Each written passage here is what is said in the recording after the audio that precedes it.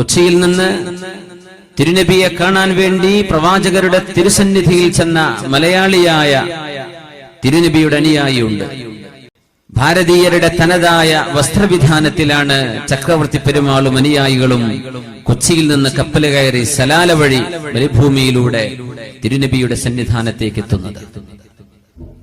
ഈ പ്രവാചക ശ്രേഷ്ഠന്റെ സന്നിധാനത്തേക്ക് വരുമ്പോൾ ഇഞ്ചി, ജിഞ്ചർ, ഇഞ്ചി മുറബയാക്കിയ ഒരു ഭരണി നബി തങ്ങൾക്ക് സമ്മാനമായി കൊണ്ടുവന്നുകൊണ്ടാണ് കേരളീയനായ ചക്രവർത്തി പെരുമാൾ തിരുനബിയുടെ മുമ്പിലേക്ക് വരുന്നത്.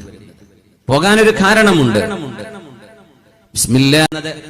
ആരാണ് തിരുമേനിയെ സ്വല്ലല്ലാഹു അലൈഹി വസല്ലം ആരാണ് വരുന്നതെന്ന് അബൂ സഈദ് അൽ ഖുദരി റളിയല്ലാഹു അൻഹു അടക്കമുള്ള സ്വഹാബിമാർ അല്ലാഹുവിന്റെ റസൂലിനോട് ചോദിച്ചപ്പോൾ തിരുനബിയുടെ മറുപടി അത് ഇന്ത്യക്കാരാണ്, അതോടൊപ്പമുള്ളത് അവരുടെ രാജാവാണ്.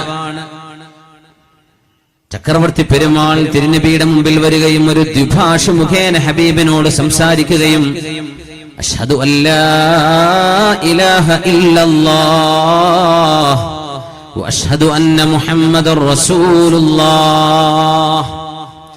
തിരുനബിയുടെ മനോഹരമായ വിടർന്നു നിൽക്കുന്ന പ്രഭതൂങ്ങി നിൽക്കുന്ന പരിശുദ്ധമായ മുഖം കാണുമ്പോഴേ മനസ്സിലായി ഇത് നുണ പറയുന്ന ആളല്ല. വിശ്വസിക്കാം, പറയണം അഷ്ഹദു അല്ലാ ഇലാഹ ഇല്ലല്ലാഹ് വ അഷ്ഹദു അന്ന മുഹമ്മദർ റസൂലുള്ളാഹ്. ആരാധനക്കർഹനായ അല്ലാഹു അല്ലാതെ മറ്റാരുമില്ലെന്നും മുഹമ്മദ് എന്ന ഞാൻ ആ അല്ലാഹുവിന്റെ അന്ത്യ റസൂലാണെന്നും നിങ്ങൾ സാക്ഷ്യം വഹിക്കണം. മുസ്ലിമാകുന്നു ചക്രവർത്തി പെരുമാൾ. തിരുനബിയുടെ കൂടെ മദീനയിൽ ഒരൽപ്പകാലം താമസിച്ച് അവിടുന്ന് ചോദിച്ചു, ഞാൻ എന്റെ നാട്ടുകാരോട് ഇന്ത്യക്കാരോട് ചെന്ന് ദീനിലേക്ക് അവരെ ഇസ്ലാമിലേക്ക് ക്ഷണിക്കട്ടെയോ? അതിന് സമ്മതം വാങ്ങി. ഒമാന് വഴി വേണം കപ്പൽ കിട്ടാൻ.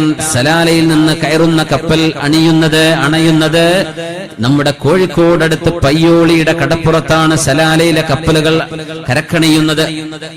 ആ കപ്പൽ കയറാൻ വേണ്ടി പുറപ്പെട്ടതാണ് ചക്രവർത്തി പെരുമാൾ താജുദ്ദീൻ എന്ന ചക്രവർത്തി പെരുമാൾ റളിയല്ലാഹു അൻഹു ഇന്ന് അന്ത്യവിഷമം കൊള്ളുന്നത് ഒമാനിലെ സലാലയിൽ